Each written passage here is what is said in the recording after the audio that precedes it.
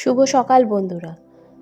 আজকে খড়ের টাল দেওয়ার জন্য একটা জেঠুকে ডাকা হলো। অনেক দিন ধরেই খড়গুলো কিনেছে, সব এলোমেলো হয়ে পড়ে আছে। আর যদি খড়ের টাল না দেওয়া হয়, হঠাৎ যদি বৃষ্টি আছে, সব খড় নষ্ট হয়ে যাবে আর গরুগুলো কিছু খেতে পাবে না।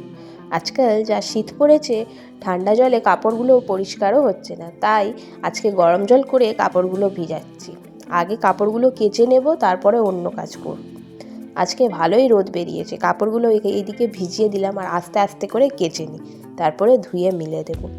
এইদিকে আমাদের ঢালা রোদ লাগে বিকেল 4টে অবধি। এখন যদি কাপড় ধুয়ে মিলে দিই, বিকেল 4টে অবধি ভালোভাবে কাপড়গুলো শুকনো হয়ে যাবে আর ভিজে কাপড় গুটিয়ে রাখতে হবে না। তাই আমি আগে কাপড়গুলো ধুয়ে মিলে দিই, তারপরে অন্য কাজ করি।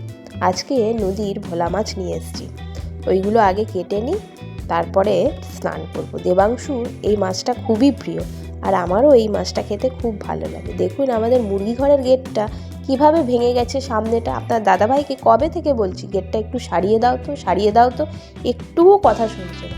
যেদিন মুরগিটাকে শিয়ালে নিয়ে পালিয়ে যাবে সেই দিন বুঝবে।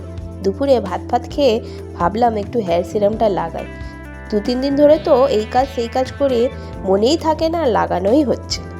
আজকে আমার ভিডিওটা এই পর্যন্তই। আপনাকে যদি আমার ভিডিওটা ভালো লেগে থাকে, প্লিজ আমার চ্যানেলটাকে লাইক, শেয়ার আর সাবস্ক্রাইব করুন।